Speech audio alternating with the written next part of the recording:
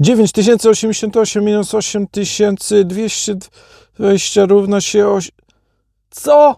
Nie do wiary. Wyszedłem ze stratą 867 zł, jeżdżąc prawie rok na Bolcie. Ja jestem Piotr, witam Was na kanale Fajna Telewizja i zapraszam do oglądania.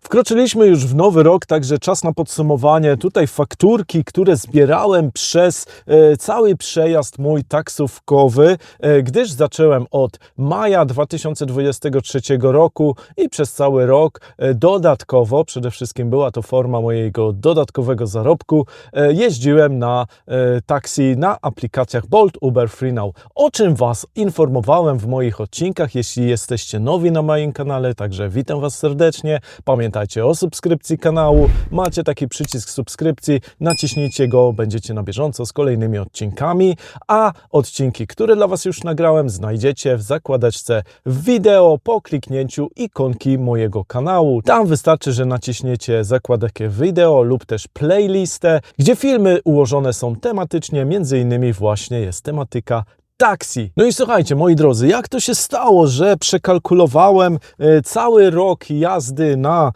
taksi na minusie? No, w jaki sposób to wyszło, już Wam mówię.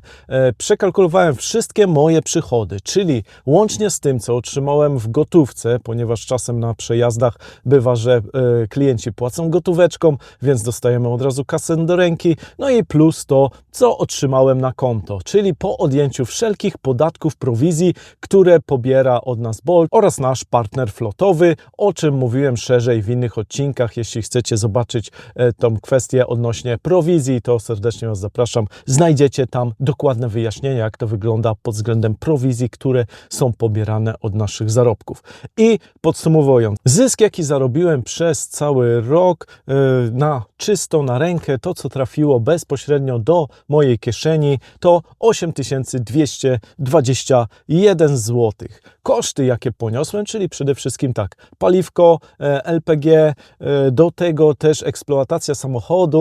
Tutaj może wiadomo, to jest kwestia różna, zależnie jak samochodem jeździcie, jak on się niszczy, czy macie nówkę samochód i nie musicie nic inwestować, ale też w tym były takie kwestie jak środki czystości, bo wiadomo, o samochód też trzeba zadbać, jakieś tam woski, jakieś tam plaki, nie plaki, aby ten samochód w miarę ładnie wyglądał, pachniał też, abyśmy dostawali te 5 gwiazdek, które jest tak upragnione w tych aplikacjach.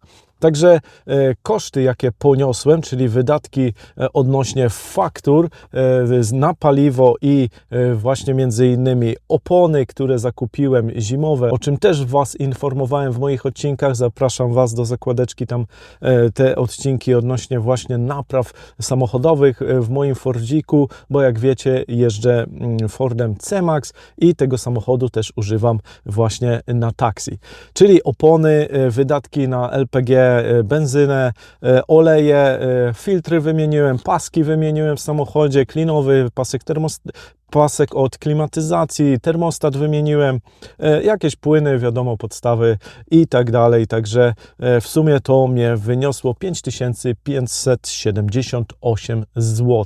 Do tego doliczyć należy ubezpieczenie, które mi kosztowało 1100 zł oraz 3400 zł na wydatek za instalację gazową. Oczywiście, jeśli byśmy odjęli tą instalację gazową, no to wiadomo, ta moja strata by była mniejsza, ale no jakby poczyniłem inwestycje w kierunku typowo przejazdów taksówkowych. No i podsumowując, krótkie tutaj podsumowanie, przepraszam za pismo, ale tak na szybko Wam wyliczyłem odnośnie tej kwestii, także sobie zobaczcie, 9088 minus te 8221 naszych zysków dało nam stratę na poziomie 867 zł.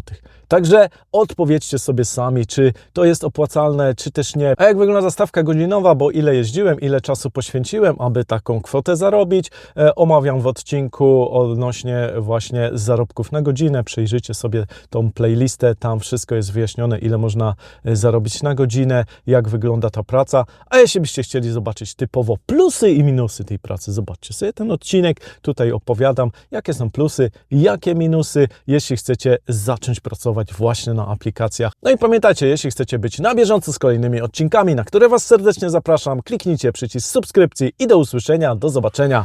Cześć!